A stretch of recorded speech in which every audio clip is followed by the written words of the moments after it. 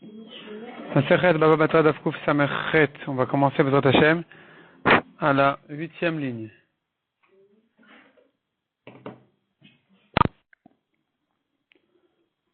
Ve'abal noten sachar vechulei. On a vu que c'est le mari qui doit payer le get. Le mari doit payer au sofer le get. Maïtama, quelle est la raison? D'Amaka vekata venatan. La Torah dit il écrira un get et il le donnera à sa femme, donc c'est au mari de l'écrire. Ve'idna de l'avdinan achi. Aujourd'hui, on ne fait pas comme ça. On ne fait pas payer le mari le prix du get. Pourquoi? La Gemara dit parce que Shadiou Rabbanan Aisha, les Chachamim ont imposé cette dette-là, le salaire du sofer sur la femme, qui est écrit de l'Olishaye, afin que le mari ne tire pas le temps. Donc ici, pour presser le divorce, pour pas que le mari il laisse sa femme sans guet trop de temps, alors au moins on enlevait cette chose-là, que le mari n'ait pas besoin de payer le sofer. Le Rashba m'explique, le mari ne voudra pas écrire un guet parce qu'il ne veut pas payer le sofer, donc finalement on perdra du temps pour rien. La femme entre-temps ne veut pas se marier, donc comment on a imposé sur la femme de payer le sofer? On écrit un shtar pour un emprunteur, même si le prêteur n'est pas avec lui, etc. C'est quoi le etc.? C'est que c'est l'emprunteur qui doit payer le sofer. Pshita, c'est évident, bien sûr que c'est l'emprunteur qui paye, c'est lui qui a besoin. C'est lui qui a besoin du prêt. Il répond la Gemara, le tricha beiska. Il s'agit de quoi? Il s'agit d'une affaire. Qu'est-ce que c'est qu'une affaire? Ça veut dire, il lui dit, prête-moi, c'est-à-dire, il lui dit comme ça, donne-moi maintenant de l'argent, disons, donne-moi 1000, je vais faire des affaires avec, et on va gagner 5000. On se partage la moitié, on se partage les revenus moitié-moitié. C'est-à-dire, en fait, qu'il se trouve comme ça. 500 du prêt, dans les 1000 que tu m'as donné a priori, il y avait 500 de prêt et 500 de gage. Les 500 de gage, ils t'appartiennent à toi, et donc tous les bénéfices, ils seront que pour toi sur ces 500-là, ce qui correspond à 2000. Et donc je te rends 2500 sur ces 500-là, et les 500 autres, c'est un prêt que tu me dois, c'est un prêt que tu me prêtes, et je te rendrai les 500 tels quels, et les bénéfices, ils seront pour moi. Donc il se trouve finalement qu'il lui rend 3000. Il lui rend les premiers 1000 qui sont 500 gages, 500 prêts. 2000, c'est ce qu'on a gagné sur les 500 de gages. Et les 2000 qu'on a gagné sur les 500 de prêts, il les garde pour lui-même. Puisque ici le prêteur, il gagne aussi de cette affaire, alors c'est pas si évident que ça de dire que c'est l'emprunteur qui doit payer le sofer. Mais finalement la Mishnah te dit que c'est quand même l'emprunteur qui les paye. Pourquoi? Parce qu'il y a ici une moitié de prêt, et l'emprunteur a plus besoin que le prêteur, il profite plus que lui.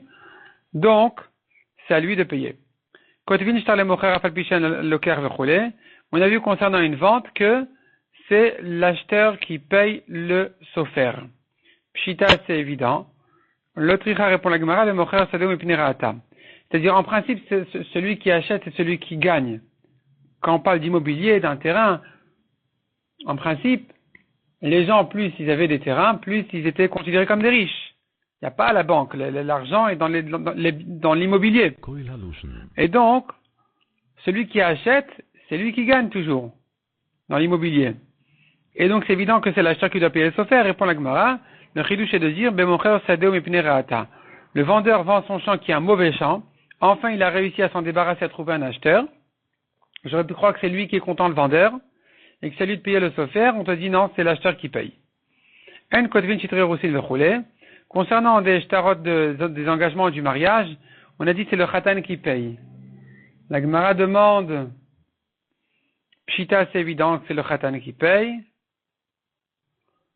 Répond la Gemara, le tricha d'afil utzura merabanan, même si le khatan c'est un talmid chacham, deni chale lechamou le karouvé, son père il est très content de l'affaire qu'il a fait d'avoir trouvé un gendre talmid chacham, et donc il est content de le rapprocher. Au contraire, c'est lui qui voudrait faire un maximum d'efforts pour garder la proximité de ce khatan en question. La Mishnah te dit donc j'aurais pu croire que c'est le beau-père qui paye. La Mishnah te dit non, c'est quand même le khatan qui paye, c'est lui qui est responsable du mariage, c'est lui le mari, c'est lui qui paye au sofer.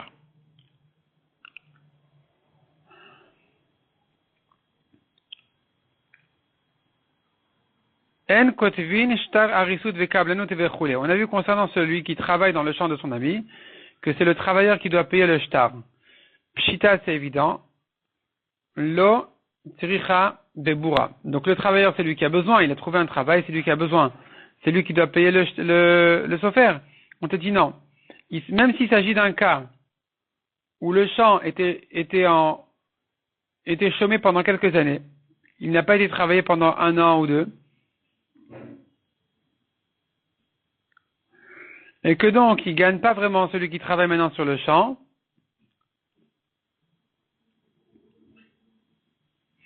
non, pardon, Beboura, ça veut dire il faut chômer le champ maintenant. 1 an ou 2. Et donc cette année-là, le champ, il n'est pas travaillé, donc le travailleur ne gagne rien dessus. Et donc j'aurais pu croire qu'il n'a pas à payer le sofer. Kamash Mala, la Mishnah te dit qu'il doit payer quand même le sofer pour mettre à l'écrit clairement les accords du champ. Les accords du travail sur le champ. En kotvin chitre berurin la midat shnem vechule. Un shtar berurim ne peut s'écrire que avec l'accord des deux côtés. Maï chitre berurin, qu'est-ce qu'un shtar berurin? Répond la Gemara de réponse. Acha, ici à Bavel, Targim on explique, chitre ta'anta. C'est quand on écrit les arguments des deux parties, des deux côtés, qui se disputent au Bedin. Chacun donne ses arguments et le sofer du Bedin doit écrire les arguments de chacun pour ne pas qu'il revienne sur ses paroles. Et là, il faut l'accord des deux parce que comme ils perdent de ce shtar-là, parce que ça leur enlève des droits de changer leurs arguments, de corriger leurs arguments, donc il faut leur demander s'ils sont bien d'accord d'écrire. Ça veut dire, est-ce que ton argument c'est bien celui-là, tu dis bien comme ça, on l'écrit. S'il dit oui, c'est fini, on l'écrit, il ne pourra plus changer d'avis, il ne pourra plus changer d'argument. Ravirmia Baraba Amar, Zeborer le Echad, Zeborer le Echad. Lui, il explique autrement qu'est-ce que c'est que Berurin. Berurin, il ne s'agit pas des arguments d'un Baaldin, d'un quelqu'un qui va en Din Torah. Ici, il s'agit d'autre chose. Il s'agit que les deux côtés, ils doivent choisir un Dayan, un juge. Lui, Reuven, il choisit son Dayan, Shimon, il choisit son Dayan. Les deux ensemble, ils choisissent le troisième juge. Ça, ce qu'on appelle Chitré Berurim, ça se note. Et là, on a dit que c'est, donc, pour écrire ça, il faut que les deux soient d'accord d'écrire.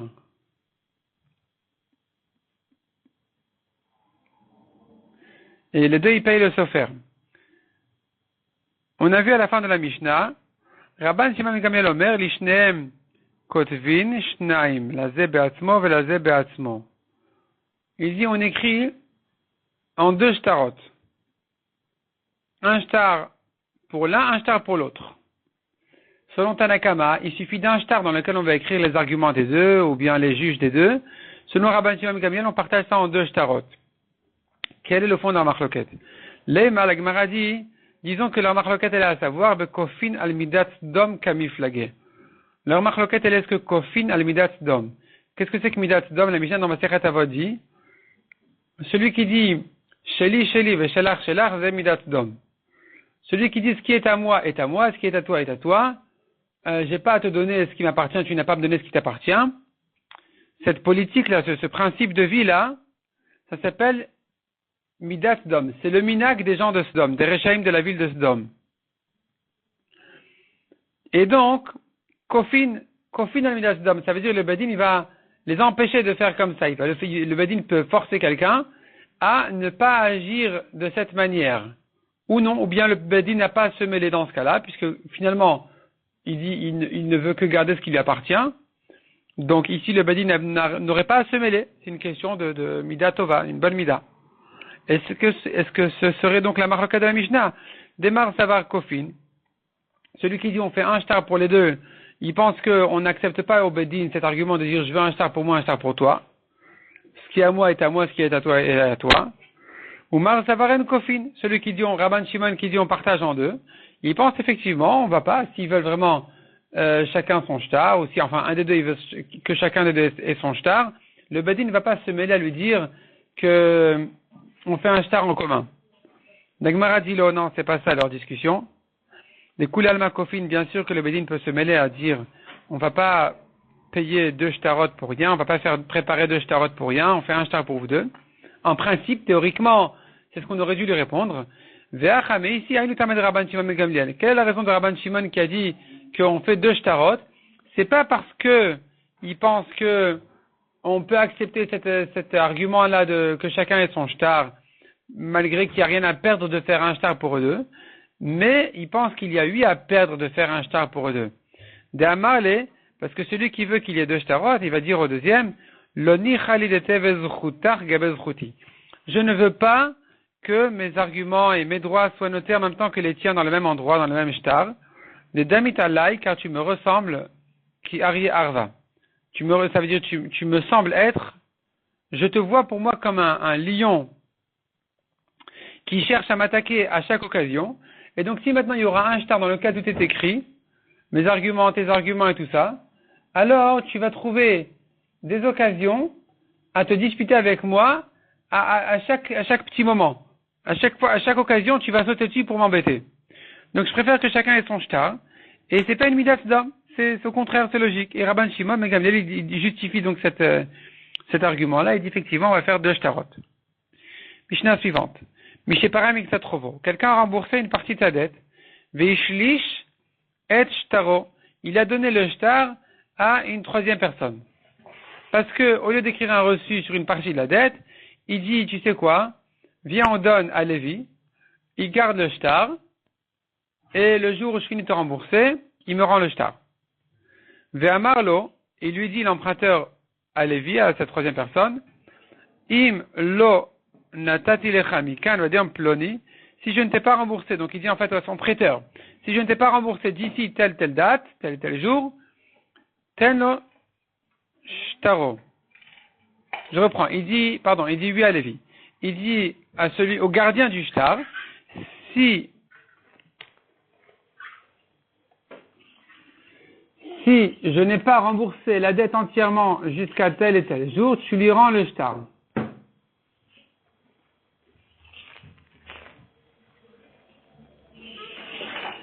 Et Giazmano Velonatan, si le jour est arrivé, Velonatan il n'a pas fini de payer sa dette, qu'est-ce qu'on fait? Est-ce qu'on rend le shtar au prêteur et donc le prêteur pourra réclamer toute la dette, même ce qui a déjà été remboursé ou pas? Qu'est-ce qu'on fait? L'emprunteur a promis que si jusqu'à tel jour il n'a pas fini de lui rembourser, on lui rend le shtar. Qu'est-ce qu'on fait donc dans ce cas-là? Rabbi Yossi Omer iten, Rabbi Yehuda Omer lo iten. Selon Rabbi Yossi, il rend le shtar. Donc ça y est, l'emprunteur devra tout repayer. Selon Rabbi Yehuda, non, on paye pas, on rend pas le shtar au prêteur. On rend pas le shtar au prêteur. Et donc, il n'aura pas à rembourser une deuxième fois ce qu'il a déjà remboursé. Bema et Kamif Lagé, quel est le fond de leur machloket? Rabbi Yossi Savar Asmarta Kanya. Ils sont en machloket en propos de Asmarta. Rabbi Yossi pense à Asmarta Kanya, c'est-à-dire comme ça. Une promesse exagérée, sous condition, je m'engage, disons un engagement exagéré, sous condition, il tient. Il tient. Et donc, selon Rabbi Yossi, puisqu'il a promis de rendre le shtar au prêteur s'il n'a pas fini de rembourser jusqu'à telle date, alors ça l'engage effectivement à accepter que le prêteur récupère le shtar ce jour-là. Rabbi Yehuda Savar Asmarta Lokanya. Mais Rabbi Yehuda, il pense non. C'est un engagement exagéré. Donc, il se disait certainement je vais finir de rembourser jusqu'à tel jour. Il n'a pas réussi finalement, donc il n'est pas engagé réellement. Donc le shtar ne revient pas au prêteur. Amarav Nachman, Amarav Abravo, Amarav, Alachak Rabbi aussi, Alachak Rabbi aussi qu'il est engagé. Même si c'était exagéré de sa part, il est quand même engagé. On ne peut pas dire oui, mais il a fait ça parce qu'il était certain qu'il allait tenir sa parole. Non. On dit, ça y est, il a dit, il doit tenir sa parole quand même. Qui a tous les camés de Rabbi Ami, quand on venait avec une shela comme ça chez Rabbi Ami, Amar là où il leur a dit, puisque Rabbi Yochanan nous a pris déjà une première fois, une deuxième fois, Alakha qui Rabbi aussi, que comme Rabbi aussi, que il est engagé, même si c'est un peu exagéré, Anima esse, que puis-je faire? L'Alakha, elle reste comme Rabbi aussi, je ne peux pas contredire Rabbi Yochanan. Mais l'Agmara conclut, V'en Alakha qui Rabbi aussi. L'Alakha finalement n'est pas comme Rabbi aussi, donc pour l'Alakha, Asmarta Lokanya. Si il a fait une promesse exagérée, un engagement exagéré, il n'est pas vraiment engagé, et donc ici on ne rendra pas le shtar au prêteur. Mishnah suivante. Mishenimchak shtar chovo. Celui qui avait un shtar qui s'est effacé. Son shtar s'était effacé, dans lequel c'est écrit qu'un tel lui doit de l'argent. Et il veut récupérer son shtar pour pouvoir réclamer sa dette. Qu'est-ce qu'il fait? Ma'amid alav edim. Il prend deux témoins qui connaissent le shtar, qui savent ce qu'il y avait écrit dans le shtar, de quelle date, combien d'argent, qui lui doit de l'argent. Donc il amène deux témoins, ou balifne beddin, il vient avec ça devant le beddin, voici no kiyum, et ils lui font un renforcement du shtar. Qu'est-ce qu'ils font? Ils réécrivent le résumé du shtar, ish ploni ben ploni nimchak shtaro, monsieur un tel, fils d'un tel, son shtar s'est effacé. Beyom ploni, son shtar d'une dette d'un prêt de tel jour, donc c'est la date, ou ploni et dav, on tourne la page, et monsieur un tel et un tel sont ses témoins.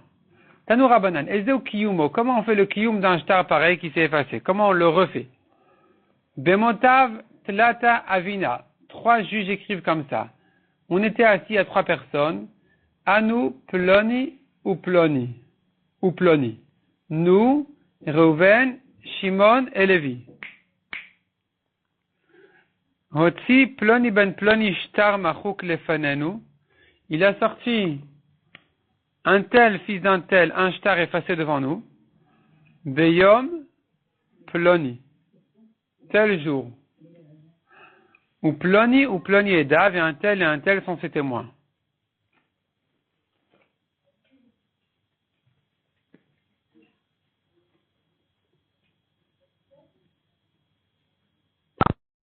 Veim katuv bo.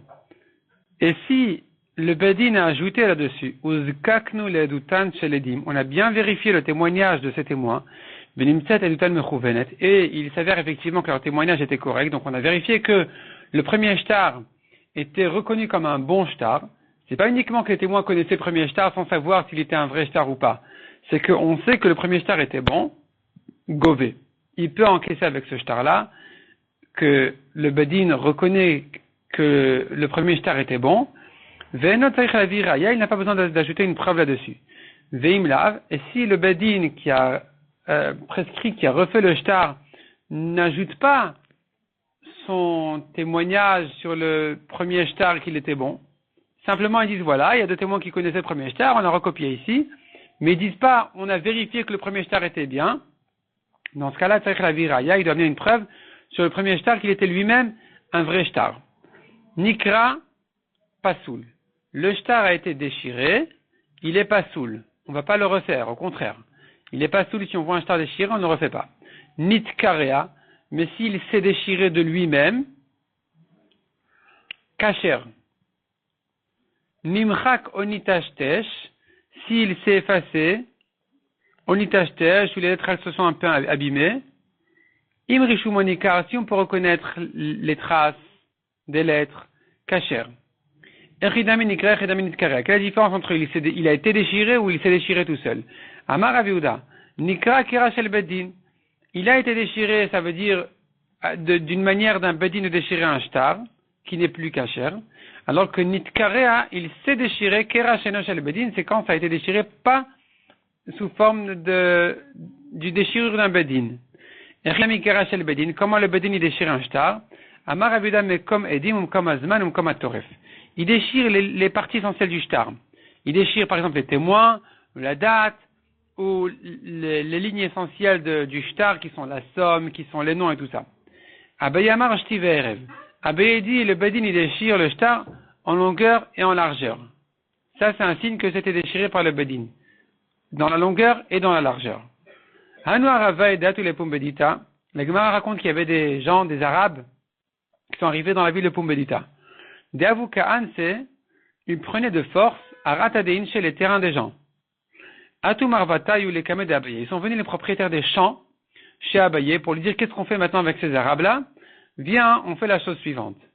Amroule, Lirzemar Shtare, ils lui ont dit que tu regardes maintenant nos shtarot, nos preuves que nous sommes propriétaires de ces champs-là. Et fais-nous un nouveau shtar sur nos champs, des imit nisrad, pour que si ces goïms-là, ils nous volent un shtar avec le champ, nekitinan chad biadan, qu'il nous reste un autre shtar dans les mains, pour que si un jour on arrive à chasser ces goïms-là, à se débarrasser d'eux, qu'on puisse récupérer, qu'il nous reste une preuve sur nos champs. Amar Leou Abaye a refusé de leur refaire un deuxième shtar. Il a refusé de leur donner un shtar au-delà du premier shtar qu'ils ont déjà. Il leur a dit, Maya Avileru, qu'est-ce que je peux vous faire? D'Amar Rav Safra, car Rav Safra a dit, En kotvin shne shtarot al sadeh achat. On ne peut pas faire deux shtarot sur un seul champ. Pourquoi?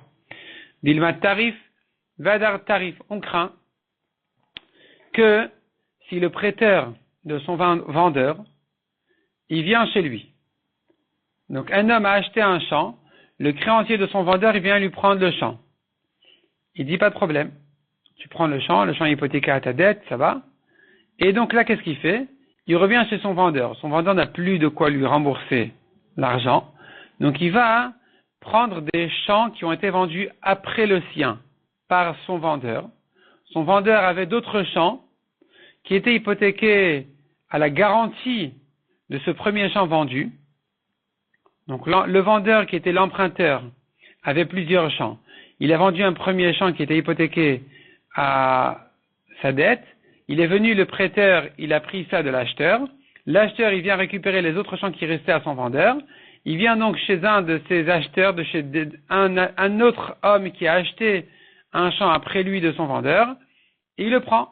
Il lui dit, voilà, regarde, j'avais un champ que j'ai acheté de notre vendeur, il a été pris par le prêteur, voilà, je te donne le shtar que j'ai acheté ce champ-là, comme preuve que voilà, ce champ-là m'a été pris, et tu me rends ton champ. S'il a un deuxième shtar sur son champ, il va venir chez un autre acheteur encore, et il va aller chez lui aussi en lui disant, oui d'ailleurs, on m'a pris mon champ, tiens mon shtar, et donne-moi ton champ à toi qui t'a été vendu après le mien. Il va faire ça comme ça plusieurs fois. Donc on n'a pas le droit de lui donner un deuxième shtar. Donc Abaye n'a pas voulu leur écrire ou Rav Safra n'a pas voulu qui c'est ici, c'est Abaye. Abaye n'a pas voulu écrire un deuxième shtar à ces gens-là, parce que Rav Safra avait interdit d'écrire deux shtarot sur un même champ. Avoukat Tardele. Les gens en question de Pumbedita, ils embêtaient Abaye en insistant. Ils insistaient, ils disaient oui, fais-nous un autre shtar et tout, on est obligé tout ça. Amar le Safra Abaye qui voulait se libérer de ces gens-là, il a dit à son sofer, va leur faire un deuxième shtar, mais arrange-toi à ce que le deuxième shtar ne soit pas soul. Comment ça? Zilk Tov Lehu va leur écrire un deuxième shtar sur leur champ, Hu Alamachak, que le shtar soit écrit sur des lignes, une partie effacée du parchemin, Vedav Alaneyar, et que les témoins soient signés sur le parchemin même, pas effacé, des pasoul, ce qui est un shtar pasoul, de manière à ce qu'ils ne puissent pas l'utiliser comme un deuxième shtar. Amar le Ravacha Barminum, il a Abaye. Ravacha objecté à Abaye. Il lui dit, il demande à Abaye, mais ta solution, elle n'est pas idéale. Elle est un peu problématique. Pourquoi? Parce que qu'est-ce qu'il va faire ton sofer? Il va écrire un shtar à cet homme-là comme quoi il est propriétaire de ce champ. Il va l'effacer de manière à le réécrire sur la partie effacée du shtar. Et qu'est-ce qui va se passer? Cet homme-là, qu'est-ce qu'il va faire? Il va effacer la deuxième écriture et garder les traces de la première écriture. Il va s'en servir comme un shtar kasher, puisque la première écriture a été écrite sur le shtar même, sur le parchemin même. C'est que la deuxième qui a été écrite sur la partie effacée. Mais la première, si on arrive à la repérer, elle a été faite directement sur le parchemin, sur le shtar. Et donc, Vedin Marishumonika, peut-être qu'il va rester donc des traces la première écriture. Vetanya, or nous avons appris, Nimcha Konitachtesh, si le shtar s'est effacé ou il s'est abîmé, les lettres sont abîmées, Imrishumonika, Kacher, si on reconnaît les traces des mots, c'est Kacher. Amar le Abaye lui a dit, Mika Amina, Shtara Me'alia, est-ce que j'ai dit que le sofer écrive un vrai shtar et qu'il l'efface pour le réécrire dessus? Non. Aleph Bet Be'alma Ke'amina. Il a qu'à écrire des bêtises. Qu'il écrive Aleph Bet ou n'importe quoi, il efface et il réécrit dessus un shtar. Et les témoins vont signer sur le parchemin même, de manière à ce que ce deuxième shtar-là, ce shtar-là soit donc un shtar pasoul.